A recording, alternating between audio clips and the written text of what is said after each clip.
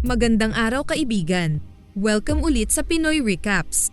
Ang pelikulang pag-uusapan natin ay ang first part ng crime heist film series na Now You See Me na pinalabas noong 2013. Ang pelikulang ito ay tungkol sa apat na magician na nang-hold up ng bangko sa pamamagitan ng paggamit ng magic. Si Daniel, Merritt, Henley, at Jack ay may kanya-kanyang abilidad pagdating sa magic. Nasa magkakaibang lugar sila, nagpe-perform ng kani-kanilang mga nalaman sa magic nang makatanggap ang isa't isa sa kanila ng special na card kung saan may nakalagay na lugar at petsa ng kanilang pagtatagpo. Nagulat sila nang magkita-kita silang apat sa lugar na nakasulat sa card. Hindi nila akalaing apat silang nakatanggap ng imbitasyon. At ngayon lang sila nagkakilala, liban kay Henley na dating assistant ito ni Daniel. Wala silang nakitang taong nag-aantay sa kanila kaya binuksan ni Jack ang apartment. Sinuri nila ang buong unit pero walang nakatira dito. Maya-maya lang ay natuklasan nila kung bakit sila inimbita sa apartment na iyon.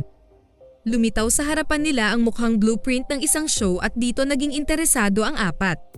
Pagkalipas ng isang taon, naging successful magicians na silang apat na mas kilala sa grupong The Four Horsemen.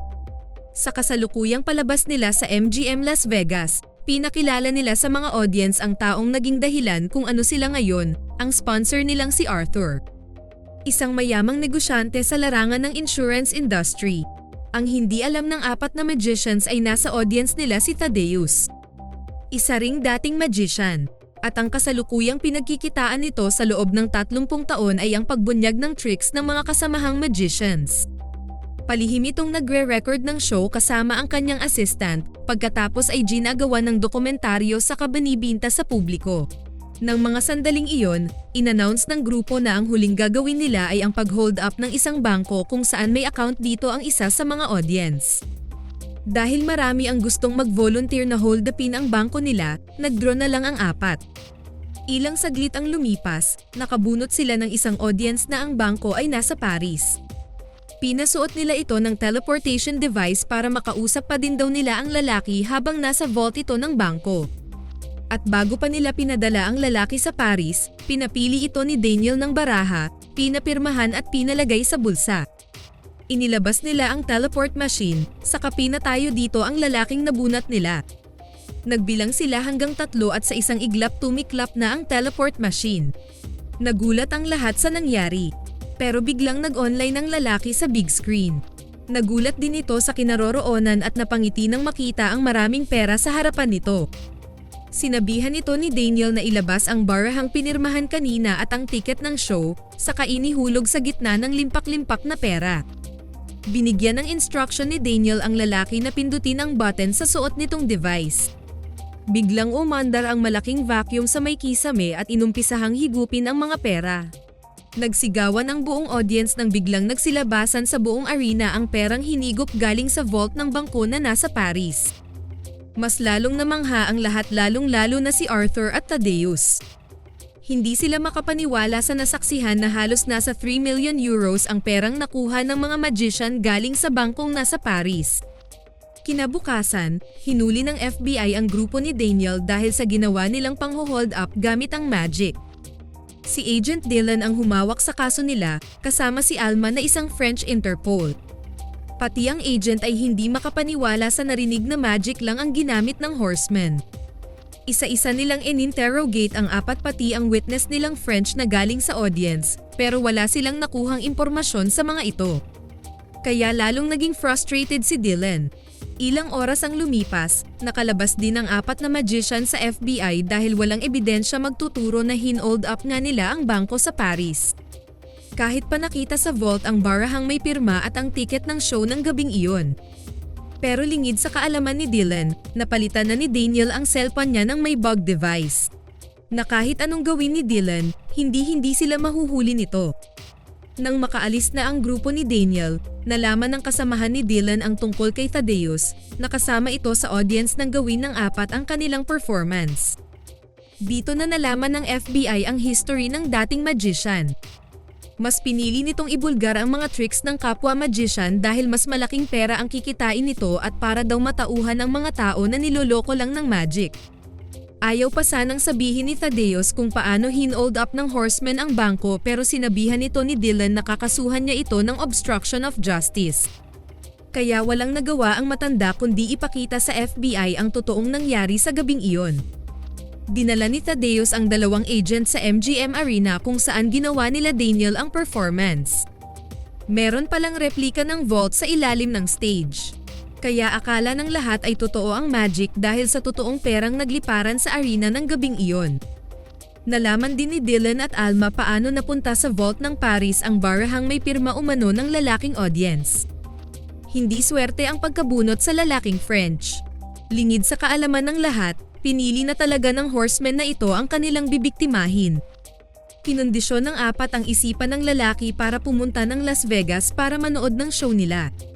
Nakuha nila ang pirma nito at detalye ng bangko sa pamamagitan ng credit card ng biktima.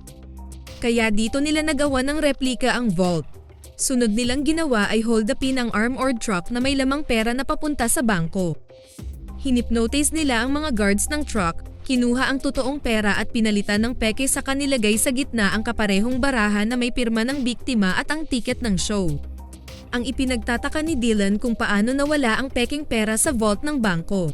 Sabi ni Thaddeus, mga flash papers lang ito. Kadalasang ginagamit ng mga magicians dahil walang agyo na matitira pag nasunog. Nagpatuloy ang investigasyon ng FBI sa horsemen kaya sinurveillance nila ito sa sunod nilang show. Nang araw na iyon, binisita ni Arthur si Thaddeus. Inofera ng matanda ang dating magician ng malaking pera para pigilan sa balak nitong pag-expose ng apat. Investment niya umano ang mga ito kaya gagawin niya ang lahat para protektahan ang investment. Pero tinanggihan ito ni Thaddeus. Kaya binalaan ni Arthur ang lalaki na mas makapangyarihan umano ito pero hindi natinag ang dating magician sa banta ng negosyante. Kinagabihan, kasamang nanood sa audience si Agent Dylan at Alma sa show. Nanood din si Thaddeus at assistant nito para i-record na naman ang performance ng apat. Kakaiba ang ginawang performance ng horsemen ng gabing iyon. Ang mga audience pala ay sadyang pinili dahil biktima pala ang mga ito ng kalamidad at lahat ay naka-insured sa kumpanya ni Arthur pero sa kasamaang palad, hindi binigay ng kumpanya ng matanda ang settlement sa mga ito. Kaya ang nangyari, hinold up ng apat ang mismo nilang sponsor at ibinigay sa mga audience ang pera nito sa bangko. Tuwang-tuwa ang lahat nang makita ang laman ng kanilang mga bank account. Natulala si Arthur na hindi makapaniwala sa nangyari. Mabilis na kumilos sila Dylan at Alma para hulihin ang apat. Pero natakasan sila ng horsemen. Dahil sa ginawa ng apat kay Arthur, kinausap agad nito si Thaddeus at nag-offer na doblehin ang kinikita nito para i-expose ang horsemen. Pumayag naman agad ang dating magician. Nang sumunod na araw, nalaman na ni Dylan na hindi kanya ang hawak na phone at may bag ito ng horseman kaya palagi siyang nauunahan ng apat na magician. Pero napangiti ang agent nang malaman kung nasaan ang totoo niyang cellphone. Pinuntahan agad ng FBI ang kinaroroonan ng apat. Alam na din nila Daniel na parating na ang FBI kaya sinira na nito ang cellphone ng agent. Inumpisahan na nilang sirain ang mga dokumento nila. At nang dumating na nga ang mga agents, iniwan nila si Jack para ipagpatuloy ang pagsira ng mga ebidensya. Saka tumakas na ang tatlo. Habang patakas na sila Daniel, nakamasid lang sa kanila si Thaddeus habang binabalita kay Arthur ang nangyayari. Napasok na ng team ni Dylan ang unit kung saan naiwan si Jack. Madula siyang magician kaya hindi ito nahuli ng agent hanggang makalabas ito ng building. Nakaagaw ng sasakyan si Jack kaya naghahabulan sila sa kalsada. Hanggang sa madisgrasya ang sinakiyan ng magician. Sinubukan itong iligtas ni Dylan pero naipit ito sa loob kaya lumayo na siya bago sumabog ang sasakyan. May nakuhang importanteng dokumento ang FBI kung saan nakadetalye dito ang susunod na plano ng apat. Ilang oras ang lumipas. Tumawag si Thaddeus kay Dylan. Nagpahiwatig ito na meron daw umanong pang-5 horsemen na nagbibigay ng tulong sa apat na magicians kaya madulas ito sa mga FBI. At si Alma ang gustong tukuyin ni Thaddeus kaya napatingin ang agent sa babaeng Interpol. Napaisip din siya na baka tama ang hinala ng dating magician kay Alma. Kaya naging maanghang ang bibig ng agent dito. Nalaman ng FBI na isang malaking vault ang susunod na target ng Horsemen kaya nagmamadali silang puntahan ito para maprotektahan at mahuli ang apat pero laking gulat nila nang wala na ito sa kinalalagyan nitong warehouse. Yun pala ay pinapalipat daw ito ng FBI director pero ang totoo, hindi ito ang totoong safe na may lamang pera. At ang totoong nagpa-deliver nito sa next location ng show ay ang Horsemen mismo. Pagdating nila sa location, anabangan nila kung sino ang tatanggap ng vault. Ilang saglit lang ay may babaeng nagbukas ng truck at lumitaw sa likod nito si Thaddeus kaya akala ni Dylan ang dating magician ang panglimang Horseman. At nang buksan nila ang vault, puro balloons ang laman nito. Kaya tinatong ng dating magician ang agent kung ano nangyari sa totoong vault. Maya-maya pa ay nag-umpisa na ang show ng tatlo. Sa pag-aakala ng FBI na nasa rooftop ang Horsemen kaya umakyat sila pero pinigilan ni Alma si Dylan dahil tricks lang umano ang ginagawa ng magicians. Nasa ibang location umano ang tatlong Horsemen. Nakarating nga ang dalawang agents sa pinanggalingan ng tatlong magicians pero wala na ang mga ito dito dahil umakyat na ang tatlo sa rooftop. Nakipagsiksikan ng FBI nang makita ang paglitaw ng Horsemen para hulihin pero mga manakan lang pala ang mga ito. Nasa pinaka-rooftop pala ang tatlo. Nang marinig nila Dylan kung nasaan ang mga magicians, dali-dali din silang umakyat. Parehong namangha ang dalawang agents nang makitang lumipat ng pwesto ang tatlo. At nang magpaalam na ang mga ito sa audience, pinigilan ito ni Dylan. Pero tumatakbo pa rin ang Horsemen sa dulo ng rooftop kaya nagpaputok siya. Hinawi ni Alma ang kamay ng agent pero namanghalang sila nang makitang naging pera ang tatlong Horsemen pagtalon ng mga ito sa rooftop. Tuwang-tuwa ang mga tao sa nasaksihan pati si Thaddeus na pangiti din. Pero ang pinagtataka ng FBI ay peking pera ang itinapon ng tatlo sa mga tao. Ang hindi nakita ng lahat ay ang pagtakbo ng tatlo palayo sa may babang bahagi ng rooftop. Paglabas ng Horsemen sa building, nakikita nila ang tagumpay ng kanilang show at notakan nila ang FBI pati si Thaddeus na gustong mag-expose sa kanila. Nang pauwi na si Thaddeus at buksan nito ang sasakyan, bigla itong sumabog at iniluwa dito ang totoong pera. Alam ng dating magician na naset up siya ng tatlong magicians kaya wala na siyang nagawa ng hulihin ng mga pulis. Binisita ni Dylan si Thaddeus sa kulungan. Dito sinabi ni Thaddeus ang mga nasa isip tungkol sa mga nangyayari sa show ng Horsemen. Na hindi totoong namatay si Jack dahil tinulungan ito ng tatlong kasama.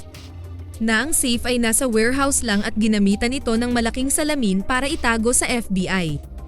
Pero ang hindi lubos maisip ng matandang magician ay si Dylan pala ang anak ni Lionel Shrike na namatay nang gawin nito ang isang act. Si Dylan pala ang nasa likod ng lahat ng ito para ipaghiganti ang nangyari sa ama. Na hindi binigay ni Arthur ang insurance claim ng ama sa pagkamatay nito, ang pag-expose ni Thaddeus sa ama dahil sa inggit nitong hindi makapasok isang organization ng mga matataas na personahe ng magic, ang The Eye. Ang lahat ng ito ay inamin din ni Dylan kay Alma, na may karapatan ang babae na ipahuli ang agent sa ginawa nitong paghihiganti sa ama. Pero mas pinili ng babaeng Interpol na manahimik at ikandado ang nakatagong sekreto ng lalaki kasabay ng nararamdaman niya kay Dylan. Sana nagustuhan nyo ang pelikulang ito. Maraming salamat sa inyong panunood. Kita-kits tayo sa susunod na video.